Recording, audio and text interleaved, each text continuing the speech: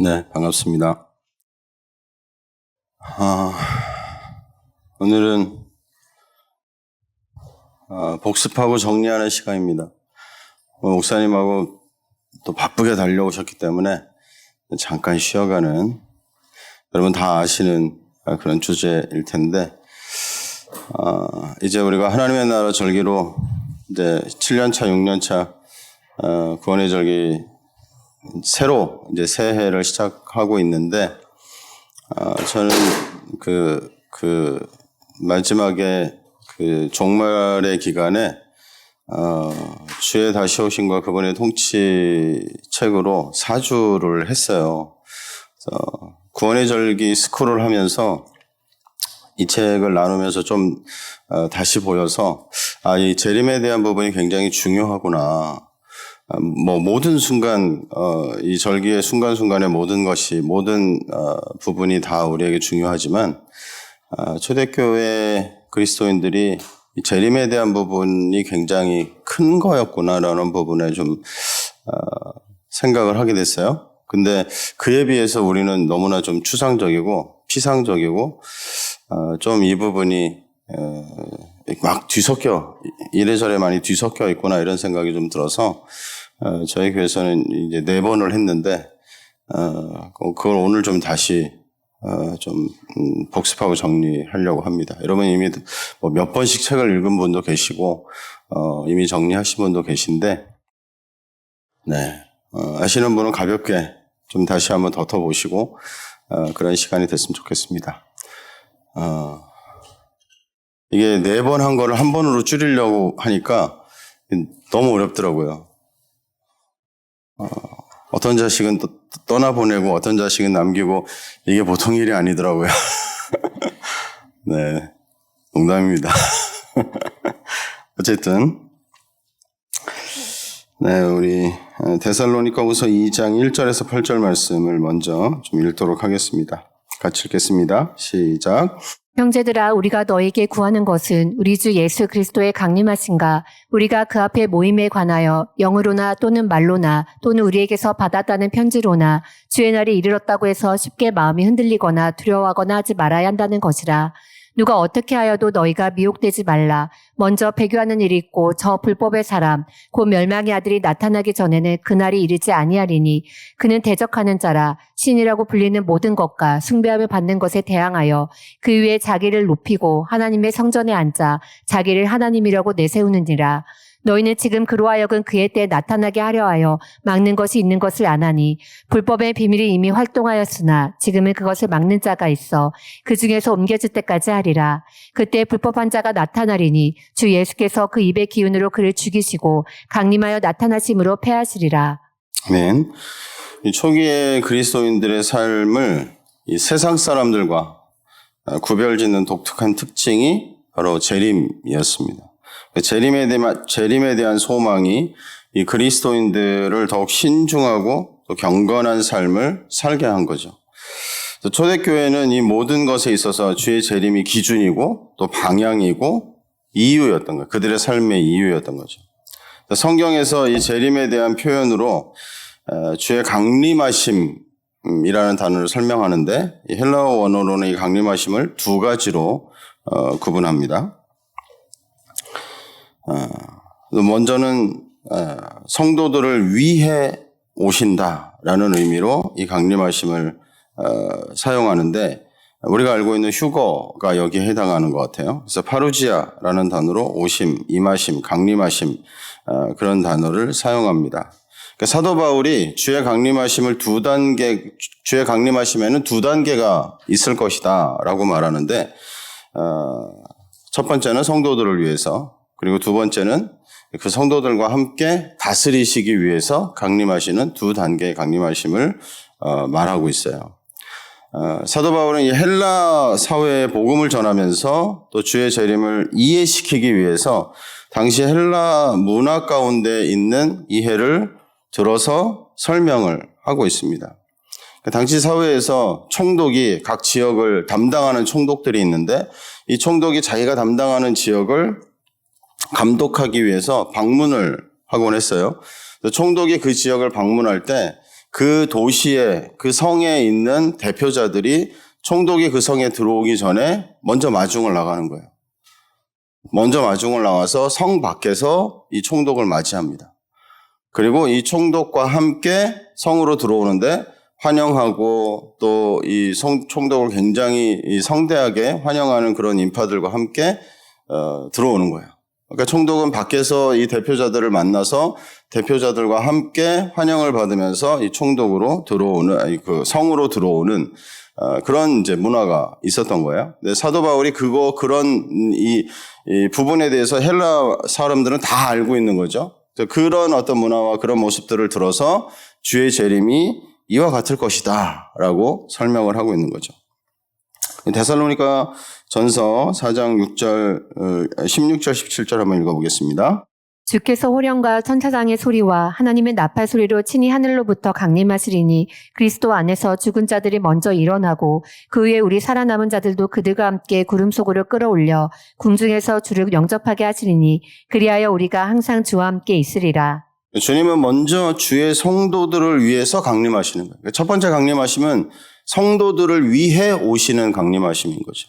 그래서 그때 그리스도 안에서 죽은 자들이 먼저 일어난다라는 거죠.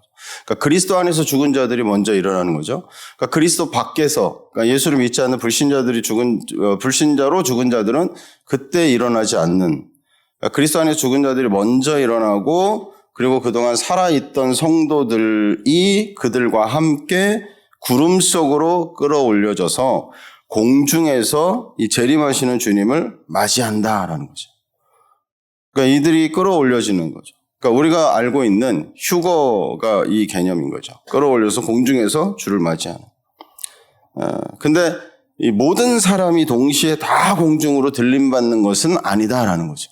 그러니까 성도들만 들림받는 거죠. 그러면 들림받는 사람이 있고 남겨지는 사람이 있다는 거죠. 마태복음 24장 39절 41절 읽어볼게요. 인자의 임함도 이와 같으리라. 그때 두 사람이 밭에 있음에 한 사람은 데려가고 한 사람은 버려둠을 당할 것이요.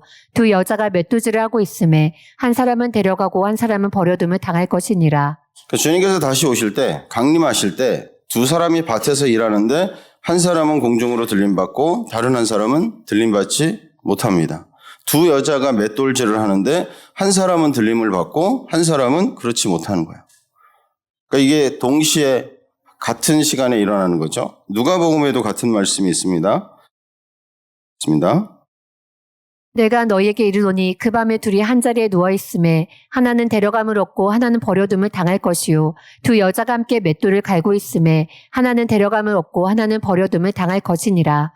두 남자가 밭에서 있을 것임에 하나는 데려감을 얻고 하나는 버려둠을 당할 것이라. 아멘. 밤에 둘이 한 자리에 누워 있습니다. 아마 부부일 것 같아요. 부부 한 자리에 누워 있겠죠. 뭐 형제나 또는 뭐 친구가 같은 이렇게 뭐 누워 있는 잠자는 그런 또 상황도 있겠지만 우리가 쉽게 생각해서 부부가 한 자리에 누워 있다. 근데 심지어 부부 사이에도 한 사람은 데려감을 얻고 한 사람은 버려둠을 당한다라는 거죠. 그러니까 이게 꼭 둘 중에 하나는 남겨지고 하나는 올라간다 이런 의미가 아니고 부부 사이에 준비된 성도는 들림받고 그렇지 않은 사람은 남겨진다 이런 얘기겠죠. 그러니까 둘 다 준비된 성도면 둘 다 들림을 받겠죠. 이건 남자 여자 그러니까 모든 사람에게 일어나는 일이라는 거예요. 이 말씀을 설명할 때 남자로 예를 들고 여자로 예를 들잖아요. 그러니까 모든 사람이 해당되는 거죠. 남자도 아니고 여자도 아닌 사람은 없잖아요. 또 재림은 낮은 곳에서도 일어나고 지구 반대편에 밤인 곳에서도 일어나는 거예요. 그러니까 동시에 일어나는 거예요. 같은 시간대에. 모든 사람, 모든 장소에서 같은 시간에 동시에 일어나는 일이라는 거죠. 그래서 피할 사람도 없고 피할 곳도 없습니다. 그리고 두 번째 주의 강림은 첫 번째 주의 강림은 주님의 성도들을 위해서 그리고 두 번째 주의 강림은 공중에서 주님을 맞이하고 공중에 함께 주님과 머물고 있던 그 성도들과 함께 주님이 심판하시기 위해서 이 땅을 통치하고 다스리시기 위해서 왕으로 임하시는 강림하심을 말합니다.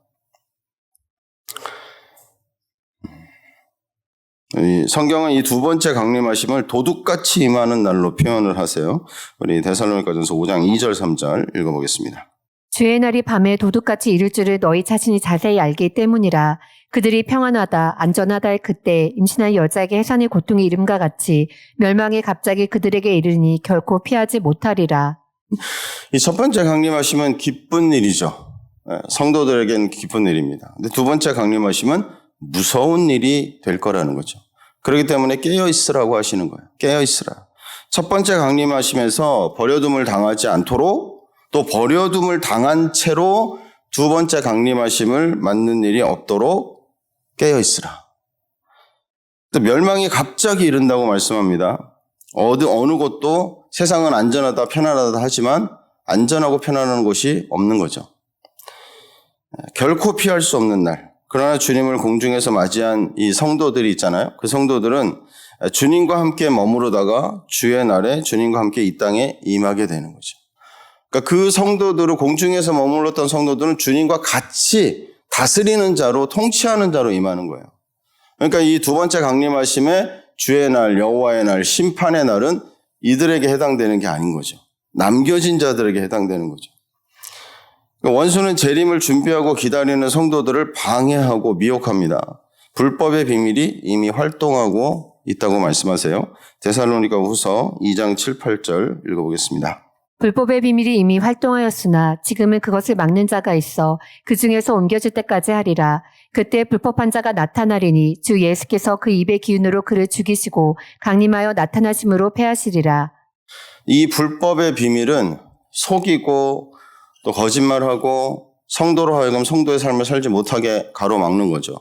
근데 이 불법의 비밀이 이미 활동하고 있는데 이 불법의 비밀을 막는 자가 있다는 거예요. 막는 자가 있어 그 중에서 옮겨질 때까지 하리라. 불법의 비밀을 막는 자가 있는데 이 불법의 비밀이 옮겨질 때까지 이 땅에서 불법의 비밀을 막는 자가 옮겨질 때까지 이 땅에서 불법의 비밀을 막는다는 거예요. 누굴까요? 성령님이시죠. 성령님이 이 불법의 비밀을 막고 계시는 거예요. 불법의 비밀의 활동을 막고 계세요. 그래서 성도들로 하여금 주의 다시 오심을 깨어서 준비하도록 또 재림의 산 소망을 붙들고 살도록 도우시고 인도하세요. 우리를 깨우시죠. 우리의 마음에 거룩한 부담을 주시죠. 우리가 구원의 여정을 두렵고 떨림으로 살아갈 수 있도록 가르쳐 주시고 기억나게 하시고 우리의 위에서 안에서 옆에서 동행하시면서 신부로 단장하는 삶을 살게 하시는 거예요. 근데 이 삶을 살 때 우리 안에 시험이 없고 또 미혹이 없고 또 어려움이 없는가? 있죠. 원수는 끊임없이 우리를 공격하는 거예요. 속이고 미혹합니다. 그 삶을 살지 못하도록. 하나님 안에 그 연합으로 나아가는 신성한 연합으로 나아가는 그 삶을 가로막고 방해하는 거죠. 그런데 그럼에도 불구하고 그 공격이 있음에도 불구하고 우리가 이 여정을 살 수 있는 이유가 뭐예요? 불법의 비밀을 막고 계시는 성령님이 우리와 함께 계시기 때문이라는 거죠. 지금이 바로 은혜의 때, 우리가 은혜의 때를 살고 있는 거죠. 마지막 때라는 말은 무슨 표현입니까? 은혜의 때의 마지막 중에 마지막을 우리가 살고 있다라고 말하는 거죠. 그러니까 은혜의 때도 끝날 때가 있는데, 끝나는 시간이 있는데 지금 그 마지막 언저리에 우리가 살고 있다. 근데 은혜의 때는 성령님께서 우리와 함께 거하시면서 우리를 돕고 또 이끄시는데, 그렇기 때문에 우리가 깨어 있을 수 있고, 지금은 우리가 깨어 있을 수 있고, 지금은 우리가 거룩한 삶을 살 수 있고, 지금은 우리가 신부로 준비할 수 있습니다. 그러니까 이때 준비하는 삶을 살아야 된다는 거예요. 이때 깨어 있을 수 있는 때이기 때문에 깨어 있으라는 거예요. 깨어 있어야 된다는 거죠. 성령님의 인도하심과 이 도우심을 통해서 신부로 준비된 자들이 주님께서 강림하실 때, 재림하실 때 어떻게 해요? 공중으로 들림받죠. 공중으로 들림받게 되는데 이때 성령님은 어디 계셔요? 성도들 안에 계시는 거예요. 그러니까 성도들과 함께 공중에 거하신다는 거예요. 성도들 안에서 성도들과 함께 준비된 성도들과 함께 공중으로 들림받아서 공중에서 재림하시는 주님과 공중에 그 성도들과 함께 계시는 거예요. 그러면 이 땅에는 어떻게 돼요? 이 땅에는 불법의 비밀을 막던 성령님의 활동이 없는 시기가 되는 거예요. 그러니까 성령님 활동하지 않은, 성령님이 불법의 비밀을 막으시고 성도를 도우시고 인도하시는 이 모든 일들이 이 땅에는 그 기간 동안에는 없는 상태가 되는 거죠. 그래서 첫 번째 강림하심과 이 두 번째 강림하심 사이에 기간이 있는데 그 기간은 어떤 기간입니까? 공중에서 성도들이 주님과 함께 머무르는 기간, 이 땅에는 성령의 활동이 없는 기간, 그 기간 동안에 이 불법의 사람이 충만한 권세로 활동을 하는 거예요. 자기를 신이라고 칭하면서 자기를 섬기라, 내가 하나님이다 라고 하는 그들이 그 적그리스도가 통치하는 그 시기가 되는 거죠. 하지만 이 기간이 끝나면, 그 기간이 끝나면 성도들과 함께 주님께서 이 땅에 다스리는 자로, 통치하는 자로, 만왕의 왕으로 임하시는 거예요. 그렇게 임하실 때 그 악한 자를 진멸하시고 심판하시고 그리스도께서 통치하실 것입니다. 이게 첫 번째 강림과 두 번째 강림하심 가운데 그림이에요. 이거를 그림으로 제가 표현을 해봤어요. 저희 교인들은 그림으로 표현을 해드려요. 이렇게 말만 설명하면 말은 그냥 이렇게 쓱 지나가더라고요. 근데 그림으로 딱 설명을 드리면 이게 그림이 남아요. 인상이 남죠. 남아서 또 생각나요. 네, 어긋날 때마다 이게 생각이 납니다. 깜빡깜빡거리게. 네.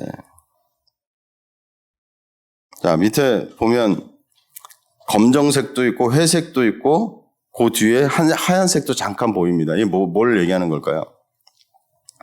불신자, 그리스도인인데 육에 속한 그리스도인. 그 뒤에 준비된 성도들. 아무래도 숫자가 더 적지 않을까 싶습니다. 좁은 문이라고 하셨으니까. 근데 주님이 강림하세요. 너무 좀 천천히 내려오시고 싶은데 이게 컨트롤이 안 되더라고요. 그냥 휙 내려오세요. 눈 깜짝할 사이에 내려오실까봐 심히 좀 염려가 됩니다. 이때 어떻게 해요? 주님이 내려오시면 준비된 성도들이 들림을 받아서 공중에서 주님을 맞이하고 공중에서 주님과 함께 머무르는 시간이 있는 거예요. 이 기간이 얼마예요? 남은 한 일에, 이제 뒤에 또 얘기가 나올 거예요.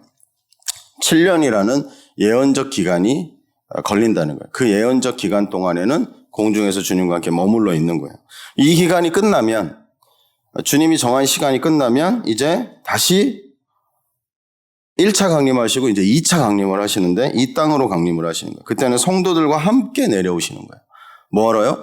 통치하시러, 다스리시러, 온전케 회복하시려고 내려오십니다. 아직 우리는 이 은혜의 시대를 살고 있어요. 우리가 지금 살고 있는 시대는 아직까지 은혜의 시대입니다. 하지만 이 은혜의 시대도 끝이 있다. 그때가 언제예요? 심판에 따르는 거예요. 하나님의 보복의 날이 있을 거라고 말씀을 하세요. 하나님은 다니엘에게 여기에 대한 하나님의 신성한 계획을 환상 중에 보여주셨어요. 자, 다니엘 9장 21절에서 27절까지 읽어보겠습니다. 곧 내가 기도할 때 이전에 환상 중에 본 그 사람 가브리엘이 빨리 날아서 저녁 제사를 드릴 때쯤에 내게 이르더니 내게 가르치며 내게 말하여 이르되 다니엘아 내가 이제 내게 지혜와 총명을 주려고 왔느니라. 곧 내가 기도를 시작할 쯤에 명령이 내렸으므로 이제 내게 알리러 왔느니라. 너는 크게 은총을 입은 자라. 그런즉 너는 이를 생각하고 그 환상을 깨달을지니라. 내 백성과 내 거룩한 성을 위하여 이른 이래를 기한으로 정하였나니 허물이 그치며 죄가 끝나며 죄악이 용서되며 영원한 의가 드러나며 환상과 예언이 응하며 또 지극히 거룩한 이가 기름 부음을 받으리라.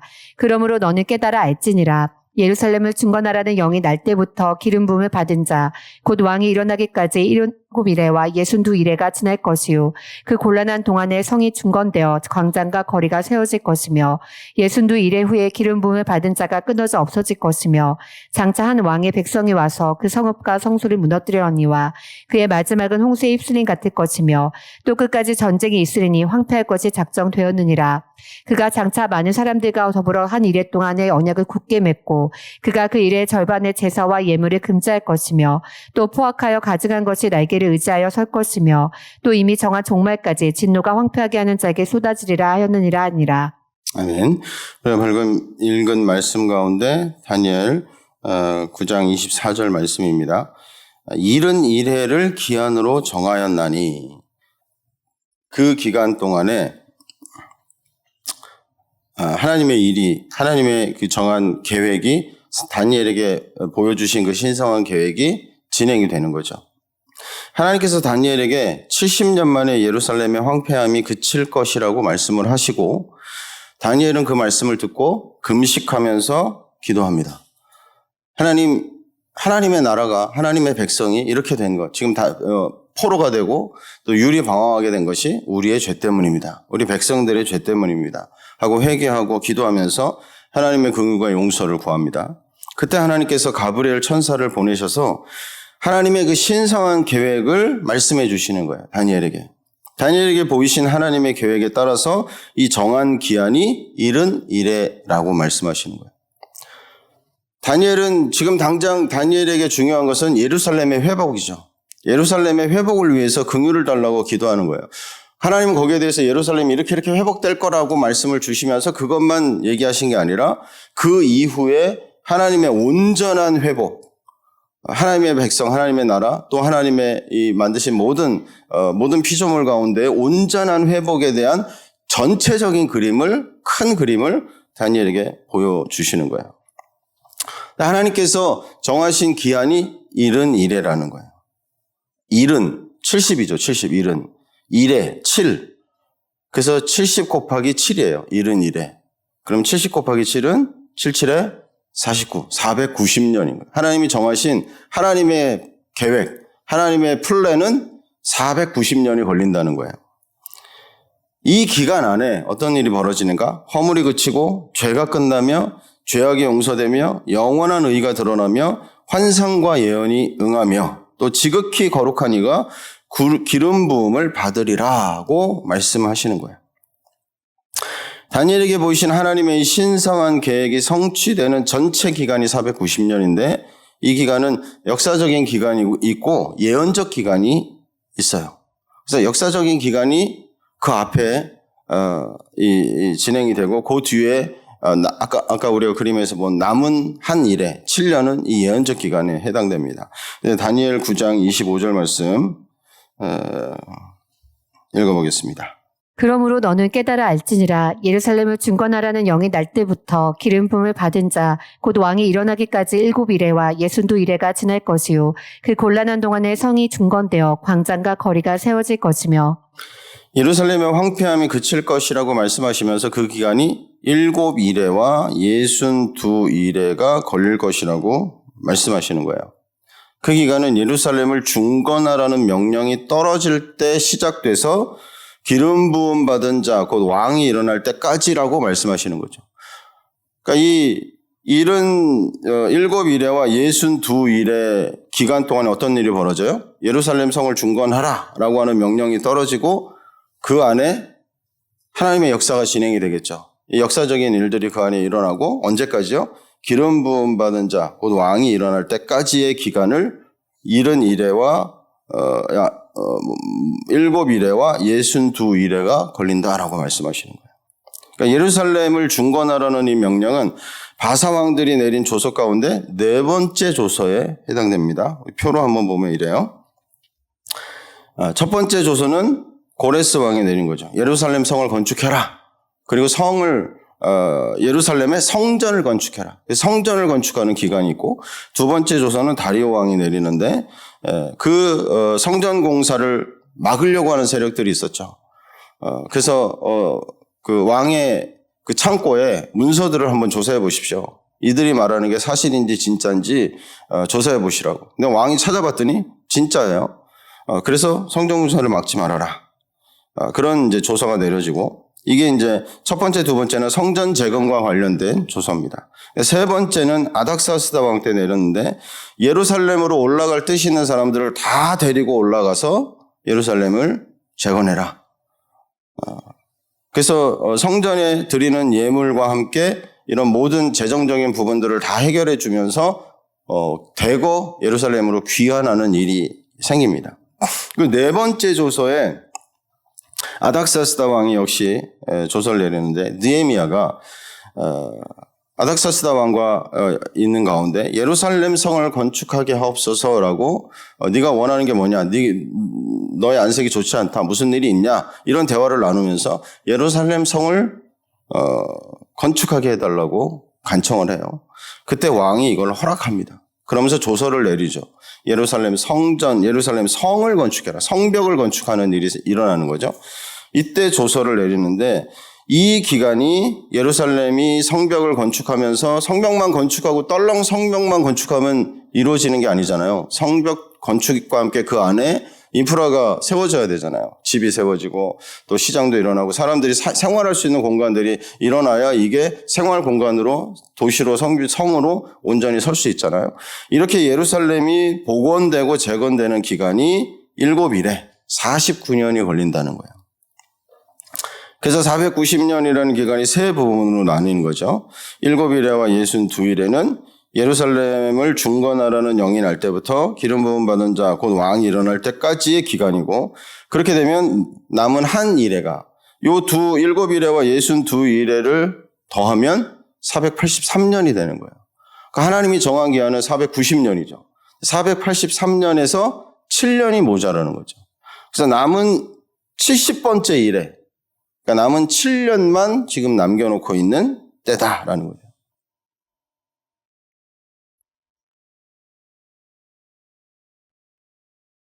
그러니까 예수님께서 왕으로 입성하시는 것을 이 마지막 그 483년의 그 시점, 기름 부으신 왕이 일어날 그때 그 62일의 그 시기가 예수님께서 종려주일에 왕으로 예루살렘에 입성하는 때까지의 기간을 말하는 거예요.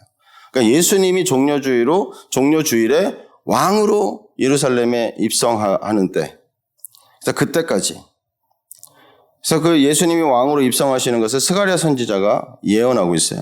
스가랴서 9장 9절 말씀 읽어보겠습니다. 시온에 따라 크게 기뻐할지어다. 예루살렘에 따라 즐거이 부를지어다. 보라, 내 왕이 내게 임하시나니 그는 공의로우시며 구원을 베푸시며 겸손하여서 나귀를 타시나니 나귀의 작은 것 곧 나귀 새끼니라.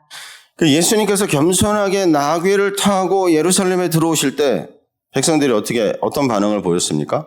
호산나 호산나 다윗의 자손이여 찬송하리로다. 또 겉옷을 깔고 종려나무 잎사귀를 꺼내다가 깔고 하면서 흔들고 하면서 왕으로 환영을 한 거예요. 왕으로 입성하신 거예요.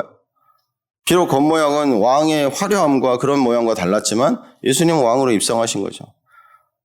지금 하나님께서 다니엘에게 보이신 환상 가운데 이 7일회와 62일회를 딱 찍는 62일회의 마감을 딱 짓는 왕으로 입성하시는 예수님의 그 그림이 지금 이 종려주일에 펼쳐진 거예요. 예수님께서 기름 부음 받은 자 왕으로 예루살렘에 들어오셨지만 백성들은 어떻게 했습니까? 환영은 했지만 그때뿐이고 왕이신 예수님을 거절하죠.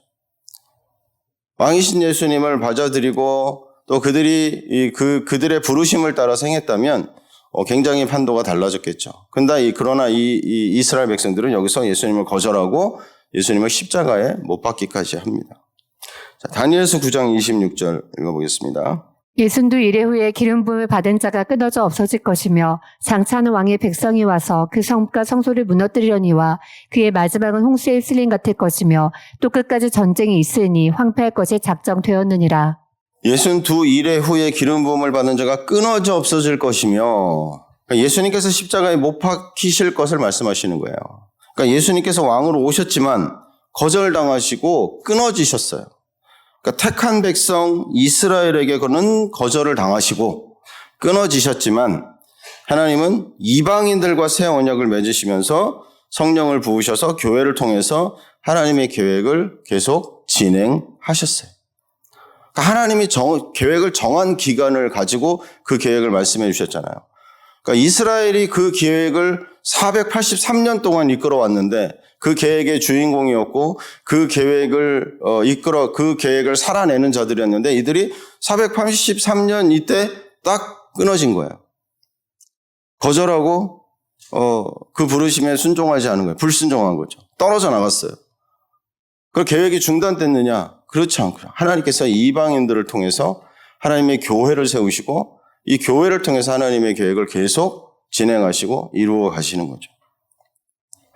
이 신성한 계획은 은혜의 시대인 오늘까지 계속되고 있는 겁니다. 그러니까 우리를 통해서 이제는 우리가 바통을 이어받은 거죠. 이스라엘에게 바통을 받아서 이 은혜의 계획을 우리를 통해서 하나님 계속 이루시고 우리는 지금 그 일을 행하고 있는 거예요. 그 일을 그 여정을 따라가고 있는 거죠. 그러니까 이스라엘에게는 거부되고 중단되었지만 이 예언은 남은 70번째 이래에 완성될 거라고 하시는 거예요. 자, 이때까지 기간을 우리가 도표로 보면 이렇습니다. 자, 예루살렘을 중건하라는 영이 날 때부터 딱 시작이 되죠. 그리고 7일에 동안에 이 성벽이 세워지고 또 재건되고 복구되고 하는 기간이 걸린다는 거예요. 그리고 나서 그 이후로 이제 이스라엘이 하나님과의 관계 가운데 계속 그 삶을 살아가는 거예요. 언제까지? 기름 부음을 받은 자 곧 왕이 일어나기까지. 예수님이 예루살렘 성에 종려주일에 입성하는 그 시점까지. 이때가 62일에가 걸리는 거예요. 그러면 이 전체를 요 기간을 전체 합하면 69일에 483년인 거죠. 자, 한 기간이 한 해 490년에서 7년이 모자라는 기간인 거예요. 나머지 남은 일에 7년, 70번째 일에 요 기간이 이제 남아 있는 거죠. 그런데 요 나머지 70번째 일에 남은 한 일에 7년과 그 사이에 지금 그 사이에 우리가 껴있는 거예요. 껴있는 건가요? 살고 있는 거예요. 그 시간이에요, 지금. 언제요? 요 전체를 합하면 490년. 이 전체가 71회라는 거죠. 하나님이 정하신 신성한 기간, 계획의 기간. 근데 요 사이에 끼어있는 기간이 바로 은혜의 시대라는 거예요. 우리가 요 은혜의 시대를 살고 있는 거예요. 이때는 성령이 통치하시는, 불법의 비밀을 막으시면서 성도를 도우시고 우리가 구원의 여정을 살도록 신부로 단장하는 삶을 살도록 우리를 깨우시고 우리에게 가르쳐 주시고 기억나게 하시고 우리를 인도하시는 거예요. 도우시면서. 자, 그러면 이 은혜의 시대도 끝이 있는 거예요. 은혜의 시대가 끝날 때 언제예요? 예수님이 재림하실 때. 예수님이 다시 오실 때. 그때 성도를 위해서 오시는 첫 번째 강림하심인 거죠. 그러니까 예수님이 첫 번째 강림하심으로 오신다? 재림하셨다? 준비된 성도들이 공중으로 들리움 받았다? 이때가 어때요? 은혜의 시대가 끝나는 시점. 은혜의 시대가 끝나고 동시에 어떤 시대입니까? 남은 한 일회가 이제 시작되는 시점인 거예요. 시작되는 시점. 그러면 이제 그 남은 한 일회는 적그리스도가 통치하는 시기가 되는 거죠.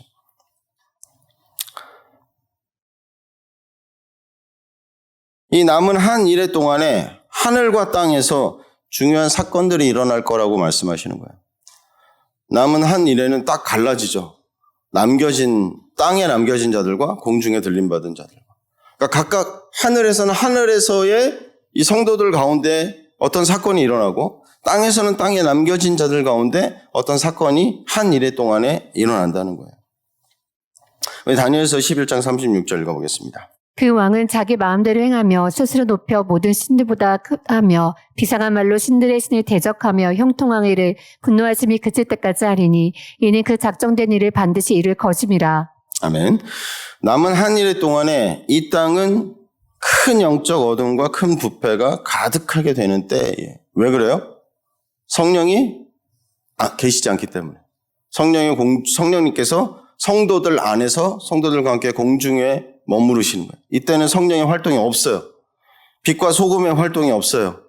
부패를 막는 또 어두움을 막는 이 성령의 활동이 없기 때문에 진짜 이때는 그야말로 어두움이 내 세상이다. 죄악이 내 세상이다 하는 시기인 거죠. 마음껏 활동하고 마음껏 부패가 일어나는 시기인 거예요. 불법의 비밀이 활발하게 활동하는. 그래서 이 땅에서 왕이라고 하는 자가 나타나는데 자기 마음대로 행하면서 스스로 높아지고 하나님을 대적하고 자기를 하나님이라고 하고 자기를 신이라고 부르는 그러면서 활동하는 그 시기가 이 남은 한 일회 동안에 이 땅의 분위기인 거예요. 이 땅의 상황인 거죠. 자, 요한일서 4장 3절 말씀 읽겠습니다. 예수를 신하지 아니하는 영마다 하나님께 속한 것이 아니니 이것이 곧 적그리스도의 영이니라.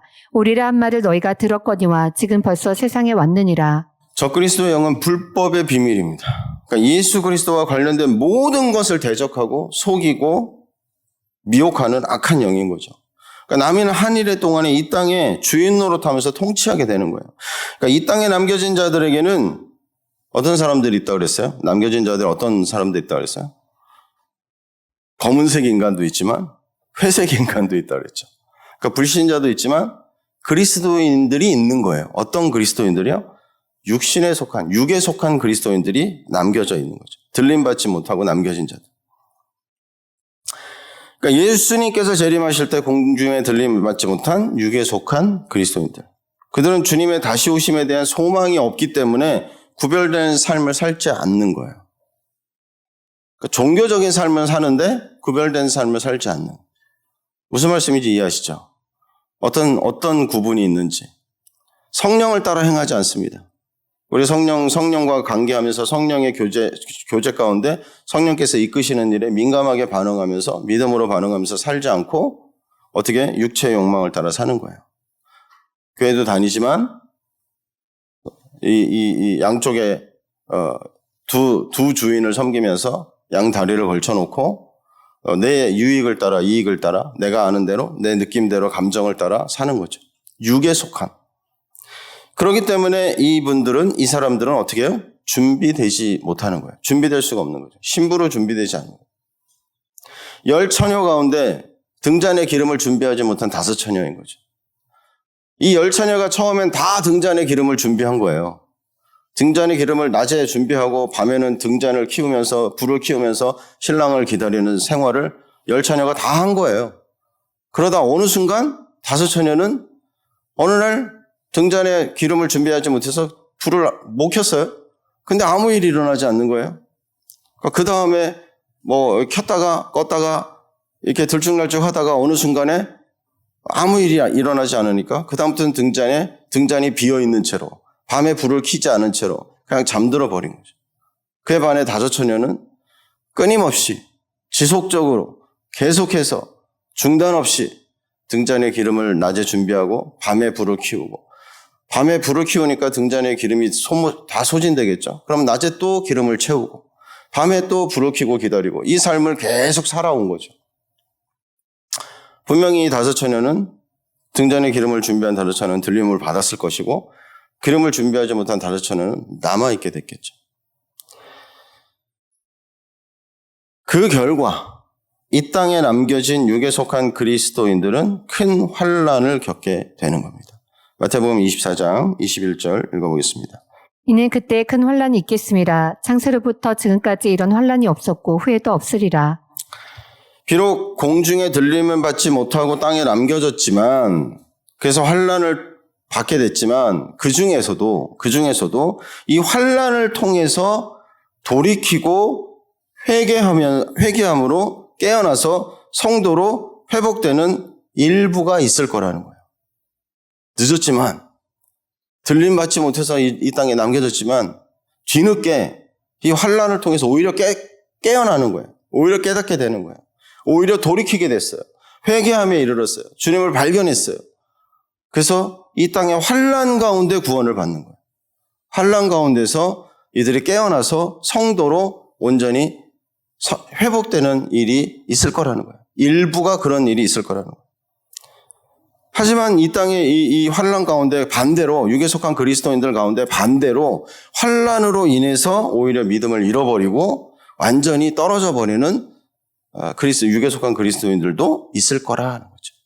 근데 이거는 이 땅에 남겨진 그리스도인들에게만 일어나는 일이 아니라 불신자들 가운데서도 이런 일이 일어난다는 거예요. 불신자들 가운데서도 이 환난을 통해서 깨어나는 자들이 있는 거예요.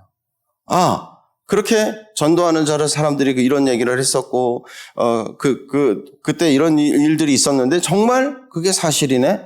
이 환난을 통해서 이들이 깨닫는 거예요. 정말 예수 그리스도가 하나님의 아들이시구나.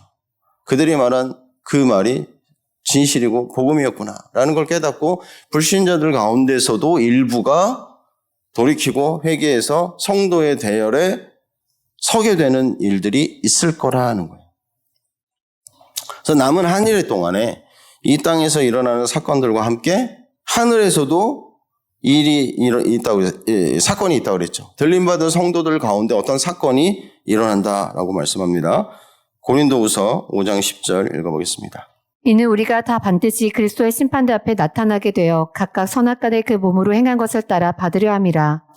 그러니까 예수님께서 재림하실 때 공중으로 들림받은 성도들은 주님과 함께 남은 한 일해 동안 공중에 머물게 되는데 이때 성도들은 그리스도의 심판대 앞에 서게 된다는 거예요. 그리스도의 심판대 앞에 선다. 그러니까 이때 등장하는 심판대는 마지막 때 세워지는 크고 흰 보좌 심판과는 다른 거라고 말씀하세요. 다른 심판이라는 거예요. 그러니까 크고 흰 보좌 심판은 그리스도께서 성도들과 함께 통치하기 위해서 강림하시고 나서 그리스도의 통치 이 기간이 있어요. 그 기간이 끝나는 시점에 모든 것을 최종적으로 심판하는 최종 심판된 거죠. 그래서 이 크고 흰 보좌 심판은 이미 그리스도의 심판대에 섰던 신부들은 제외된다는 거예요. 그러니까 이들은 이미 그리스도의 심판대에서 다 입증되고 다 통과해서 다 정결케 됐기 때문에 크고 흰 보좌 심판에는 이분들은 제외되는 거예요. 그러면 크고 흰 보좌 심판에 남은 자들은 어때요? 이 땅에 남겨진 그리스도인들 가운데 성도로 구별된 자들, 그렇지 않은 자들, 불신자들 가운데 성도로 구별된 자들, 그렇지 않은 자들, 그리고 아직까지 죽어 있는 자들, 이들이 다 부활해서 모든 자들이 함께 사탄과 함께 크고 흰 보좌 심판대에서 최종 심판을 받는 거죠. 그럼 이 그리스도 심판대는 뭔가 공중에 들림받은 성도들을 위한 곳이라는 거죠. 이곳에서 성도들은 자신들의 일을 직고하게 될 거라는 거예요. 그러니까 이들만을 위한 심판대가 마련되는 거예요. 자, 로마서 4장 10절, 12절 읽어보겠습니다. 내가 어찌하여 내 형제를 비판하느냐 어찌하여 내 형제를 업신여기느냐 우리가 다 하나님의 심판대 앞에 서리라. 이러므로 우리 각 사람이 자기 일을 하나님께 직고하리라. 숨길 것이 없고 숨길 수도 없는 거예요. 스스로 자기의 일을 다 직고하는 거예요. 하나님 앞에. 그냥 술술 나오는 거죠. 다 드러나고 다 보여지는 곳이라는 거예요. 이 땅에서 행한 대로 또 청지기로서의 삶이 어떠했는지를 드러나게 되는 곳이라는 거예요. 그러니까 믿는 자의 삶과 사역이 불 가운데서 시험받을 것이라고 말씀합니다. 고린도전서 3장 12, 15절이요. 만일 누구든지 금이나 은이나 보석이나 나무나 풀이나 집으로 이 터 위에 세우면 각 사람의 공적이 나타날 터인데 그날이 공적을 밝히리니 이는 불로 나타내고 그 불이 각 사람의 공적이 어떠한 것을 시험할 것임이라. 만일 누구든지 그 위에 세운 공적이 그대로 있으며 상을 받고 누구든지 그 공적이 불타면 해를 받으리니 그러나 자신의 구원을 받되 불 가운데서 받은 것 같으니라. 아멘. 이 쉬운 성경으로 제가 다시 읽어드릴게요. 각 사람이 일한 성과가 드러나게 될 것입니다. 그날은 불로 나타나기 때문에 일한 것이 밝히 드러날 것입니다. 그래서 그 불이 각 사람의 한 일을 검증할 것입니다. 우리말 성경으로는 이렇게 번역했습니다. 각 사람이 들인 정성과 힘이 드러날 것입니다. 이는 그날의 것들이 불 가운데 나타나므로 밝히 드러날 것입니다. 불은 각 사람이 들인 정성과 힘이 어떠한지 시험할 것입니다. 그러니까 우리가 이 땅에서 일한 성과, 우리가 이 땅에서 들인 정성과 힘을 들인 곳, 시간, 무엇이냐. 네가 무엇에 마음을 쏟고 무엇에 정성을 들이고 무엇에 힘을 쏟았느냐. 그것이 불 가운데서 다 드러난다는 거예요. 시험이 될 거라는 거예요. 테스트가 될 거라는 거예요. 불 가운데 공적대로 그대로 그 공적이 이 땅에서 행한 정성과 내가 힘을 들인 것, 내가 일한 성과들이 불 가운데 그대로 있으면 상을 받지만 그것이 다 없어지면 해를 받는다라는 거예요. 해를 받지만 그 사람은 어떻게 돼요? 구원을 받는다는 거예요. 그러니까 공중에 들림 받았다는 건 이미 신부로 준비되고 준비된 성도가 들림 받았잖아요. 근데 여기 그리스도의 심판대에서 떨어지는 게 아니라 그리스도의 심판대에서 심판을 받고 그 사람이 비록 그 공적에 다 불타서 해는 받지만 구원에는 문제가 없다는, 구원을 받는다. 그럼에도 불구하고 구원은 받는다라는 거예요. 근데 그리스도 심판대에서 이루어지는 상과 해가 어떤 건지, 불 가운데 받는 구원이 뭔지는 잘 모르겠어요. 그건 잘 모르겠어요. 우리가 이 땅에서 생각하는 기준으로 보면 상과 해를 우리는 좀 낮춰서 보는 경향이 있는 것 같아요. 아, 구원 받으면 됐지 뭐. 상은 안 받아도 돼. 해는 얼마나 될까? 이제 이 땅의 기준으로 우리가 생각하는데 하나님께서 이 그리스도 심판대에서 말씀하시는 상과 해가 있다고 분명히 있다고 말씀하시는 것을 보면 우리의 기준과는 다르지 않을까. 그래서 공중에 들림받은 믿는 자들은 이 그리스도의 심판대에서 이 모든 과정을 통해서 정결케 되는 거예요. 정결케. 아주 정결케 되는 거죠. 이미 준비된 자들이 올라가지만 이 공중에서 그리스도의 심판대 안에서 더 순결하고 더 정결케 된다는 거예요. 에베소서 5장 27절입니다. 자기 앞에 영광스러운 교회로 세우사 티나 주름 잡힌 것이나 이런 것들이 없이 거룩하고 흠이 없게 하려 하심이라. 어린 양의 혼인잔치를 위해서 흠도 없고 티도 없는 점도 없는 정결한 신부로 온전케 준비된다는 거예요. 좀 이 구분이 좀 이해가 되세요? 우리 나름 이 땅에서 준비한 거예요. 나름 이 땅에서 수고와 또 정성과 힘을 들여서 준비한 거예요. 그런데 위에 올라가서 주님의 시각으로 하나님의 시각으로 더 온전한 신부가 되게 하신다는 거예요. 이 땅을 통치하기 위해 이 땅을 다스리기 위해 주님과 함께 내려오기에 합당한 그리스도의 군사로 통치를 맡길 만한 자들로 완전히 순결하게 바꾸시는 것이 그리스도의 심판대라는 거죠. 그러니까 그리스도의 심판대와 크고 흰 보좌의 심판대 완전히 다른 거죠. 성격이 달라요. 기능도 다른 거죠. 성도들을 위해서 성도를 더 성도되게 하고 온전히 그리스도와 연합되고 하나 되게 하는 그런 자격을 갖추는 자로 바꾸시고 새롭게 하시는 것인 거죠. 그렇게 불로 정결케 되고 온전케 준비됐을 때 주님은 공중에서 신랑과 연합된 신부된 성도들과 함께 이 땅을 통치하시기 위해 오시는 겁니다. 이걸 표로 좀 다시 한번 보면 이 표는 그 구원의 절기 스쿨을 지금 제가 3번째 하고 있는데 2번째 스쿨 할 때 송집사님이 만든 표예요. 회복동산교회 송집사님이 만드셨는데 송땡땡 집사님 만드신 표를 제가 거기에 몇 가지를 좀 추가해갖고 이렇게 좀 입힌 거, 그림도 입히고 이렇게 좀 이해하기 쉽게 좀 수정을 했습니다. 자, 아까 우리 설명한 기본적인 이 틀은 다 가지고 있죠. 이 틀을 이해하실 거예요. 자, 490년에 이 남은 해, 정한 해. 자, 밑에 검은 인간과 회색 인간과 흰색 인간이 다 이제 밑에 세워져 있어요. 자, 은혜의 시대가 끝나는 시점, 남은 한 일회가 시작되는 시점, 이때 성도를 위해 주님이 오시고 이때 준비된 성도들이 공중으로 들림을 받는 거예요.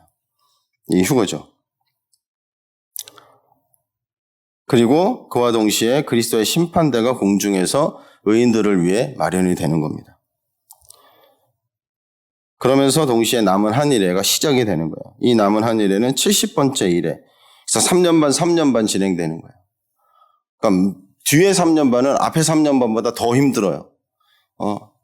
아주 그냥 노골적으로 적그리스도가 드러내고 노골적으로 통치하고 더 큰 환난과 더 큰 어려움이 있는 때인 거죠. 자, 이 남은 한 일회. 이 시간도 끝납니다. 이 끝이 있습니다. 이 시간이 끝남과 동시에 성도와 함께 오시는 거예요. 성도와 함께 주님이 오셔서 심판하시기 위해서, 통치하시기 위해서 이 날을 그래서 심판의 날, 주의 날이라고 합니다. 그러니까 주님이 성도와 함께 오시는 그날 이제 새로운 시즌이 또 시작이 되는 거예요. 어떤 시간입니까? 그리스도가 통치하는 때. 앞에는 적그리스도가 통치했지만 이제는 그리스도가 통치하는 때. 실제적으로 그리스도가 통치하는 이 시간이 1000년의 기간이라고 성경은 말씀하시는데 이 기간도 끝이 있습니다. 그 끝에 크고 흰 보좌가 심판대가 마련되는 거예요. 끝남과 동시에 크고 흰 보좌, 영원한 심판이 마련돼서 이곳에서 최종 심판이 이루어지는 거죠. 요한계시록은 이 다니엘의 이른 일의 이후에 그리스도의 통치 기간에 대해서 말씀을 하세요.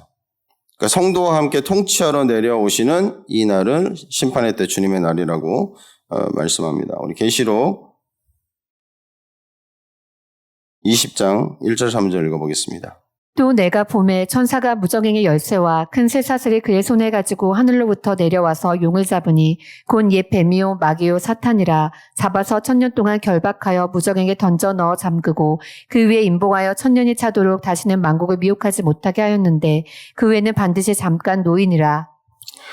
남은 한 일 동안 이 땅은 부패와 악이 가득하게 되는 거죠. 그래서 적그리스도가 왕으로 통치하는 때죠. 그렇기 때문에 주님께서 성도와 함께 강림하실 때는 그들에게 심판의 날이 되는 거예요. 지 마음대로 살았지만 이제 이들을 심판하는 날이 있다는 거예요.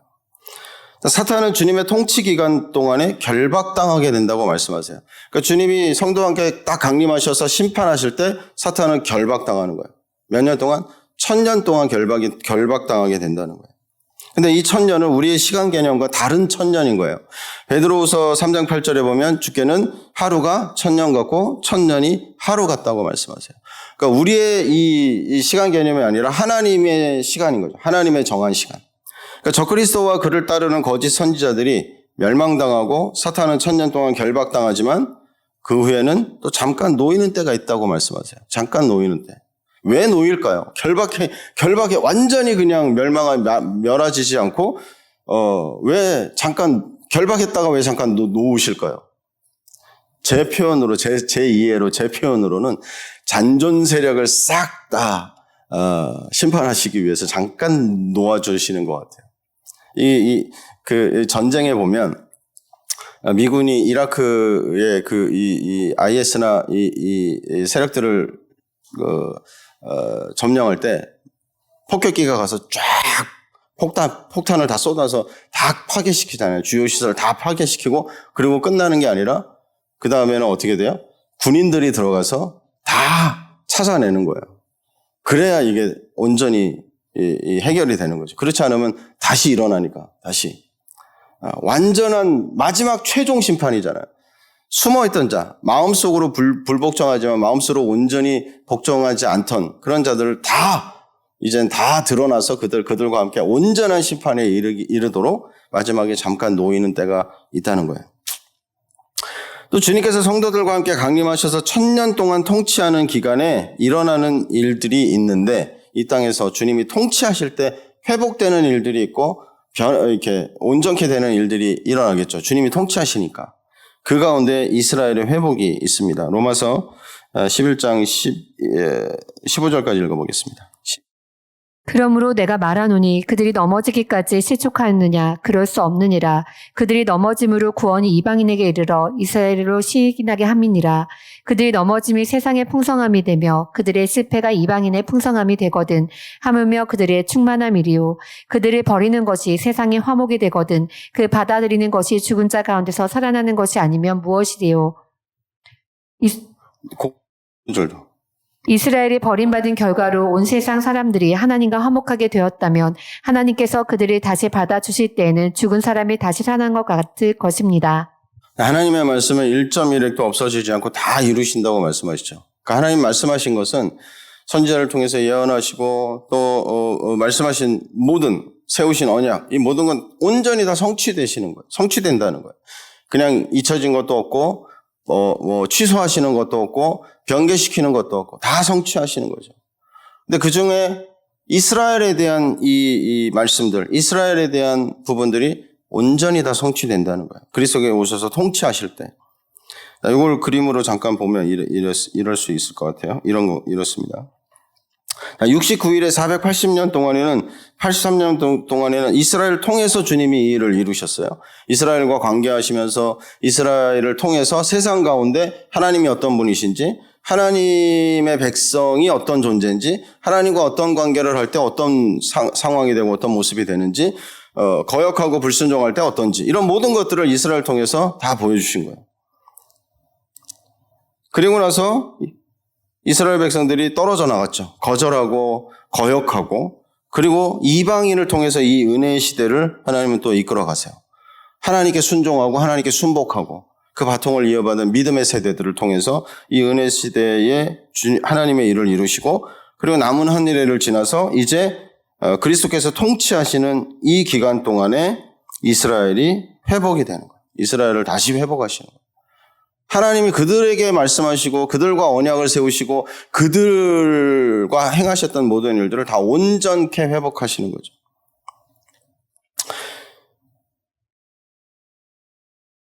은혜의 시대에는 이방인들을 통해서 하나님의 구원의 역사를 진행하세요.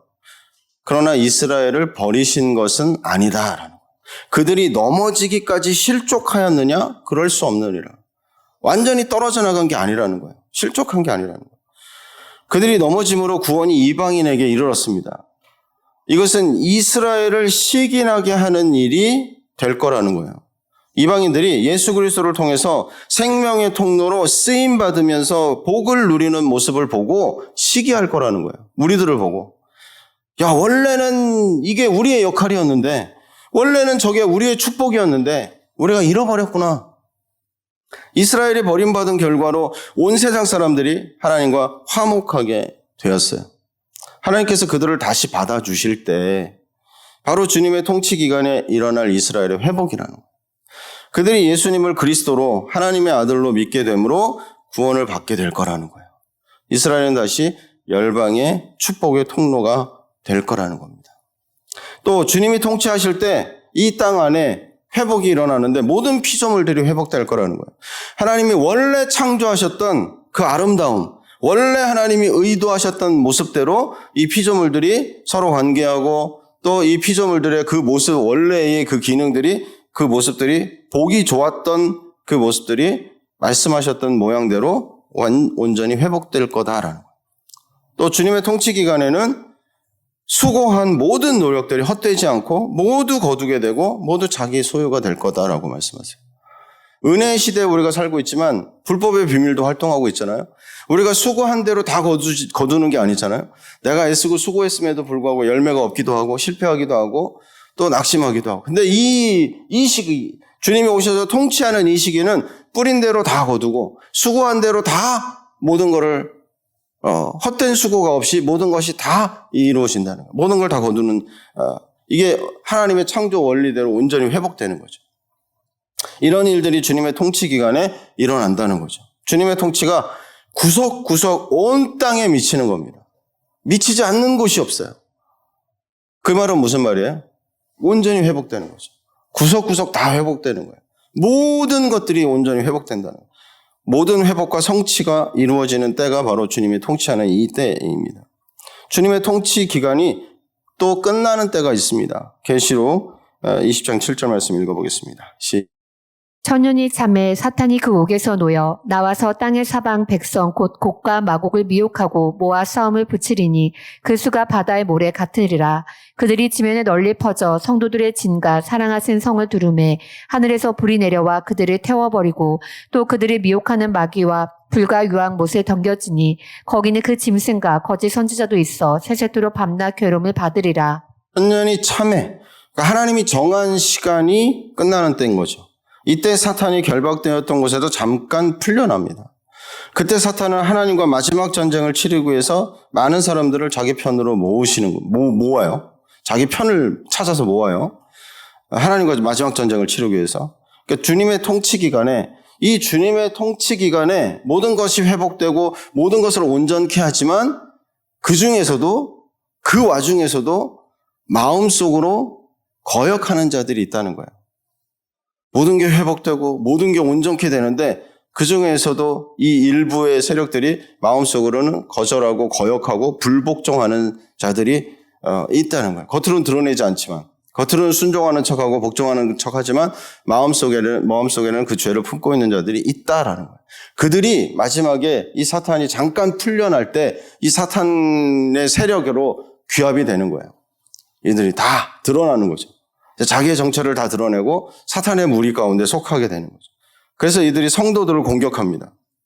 하지만 어떻게 된다고요? 하늘에서 불이 내려와서 이들을 다 태워버리신다는 거예요. 우리 역사 가운데 이런 일들을 주님이 행하신 것들을 우리가 볼 수가 있어요. 홍수. 죄가 온 땅에 만연했죠. 죄가 이긴 것 같아요. 죄가 가득했어요. 죄가 충만했어요. 죄가 다 승리한 것 같아요. 근데 하나님 한순간에 싹 쓸어버리셨어요. 바벨탑이 세워졌을 때 하늘 끝까지 탑을 올리면서 이들이 하나님을 대적하고 그 성공하는 듯 보였습니다. 이들의 계획, 사람의 계획, 하나님을 대적하는 계획이 충만했어요. 그러나 한순간에 무너져 버린 거죠. 그들은 하나님을 대적했지만 하늘에서 불이 내려와서 그들을 태워버린다고 말씀하세요. 그들의 불과 유황못에 던져져서 영원토록 밤낮 괴로움을 받게 될 겁니다. 이것이 주님의 통치 기간의 끝남과 동시에 크고 흰 보좌 심판대에서 이루어지는 일입니다. 영원한 최종적인 심판이 이루어지는 곳이에요. 계시록 20장 11, 15절 읽어보겠습니다. 또 내가 크고 흰 보좌와 그 위에 앉으신 이를 보니 땅과 하늘이 그 앞에서 피하여 간데 없더라.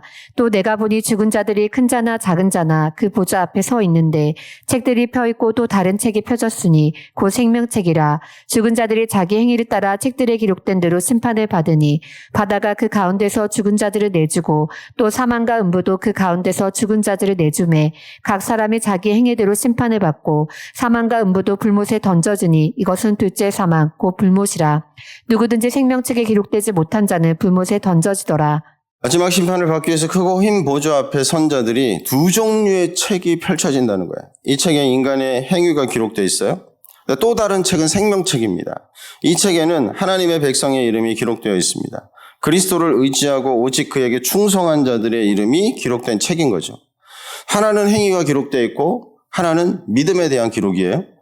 그런데 이것은 결국 마음이 어디로 향하는가인 거예요. 행위는 그 사람의 마음에서 나오는 거잖아요. 그러니까 그 사람의 마음이 온전히 그리스도께 향해 있을 때 그는 믿음으로 주께 순종하고 주를 따르는 거예요.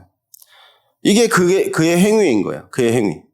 마음이 온전히 주께 행해 있기 때문에 마음속에 가득한 것이 입으로 나오죠. 말도 행동도 다 주님께 속해 있는 거예요.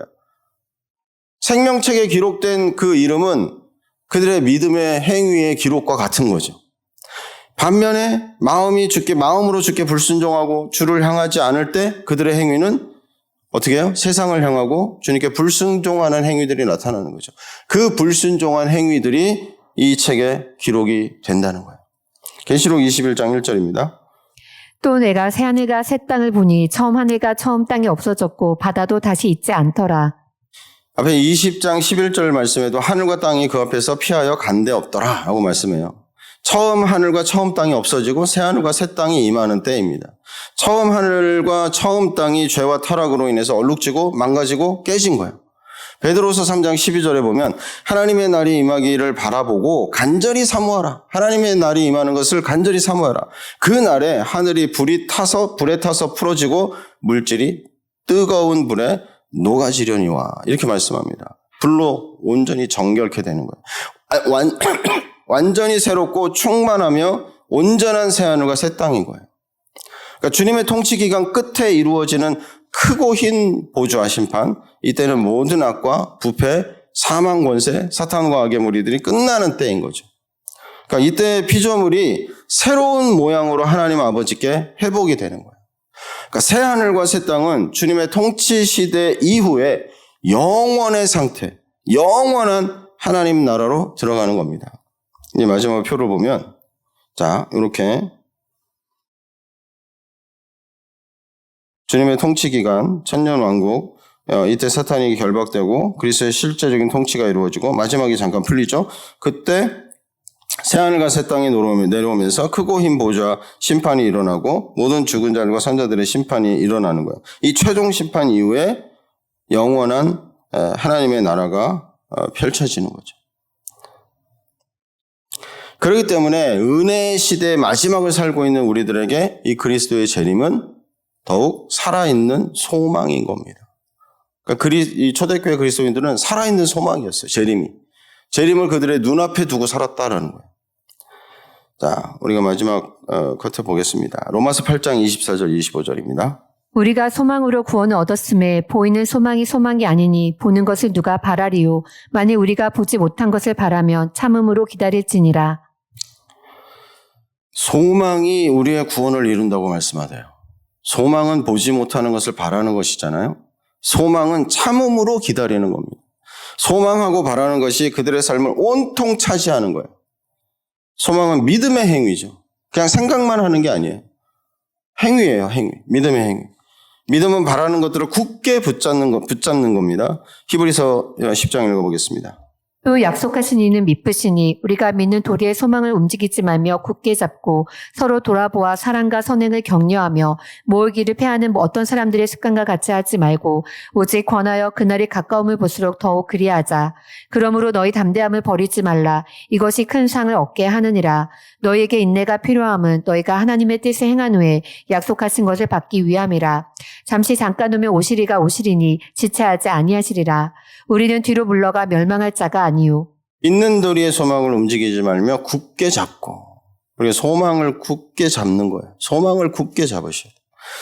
이것은 인내가 필요합니다. 인내를 잃어버리면 하나님의 뜻을 행한 후에 약속하신 것을 받지 못하게 될 수 있다고 말씀하세요.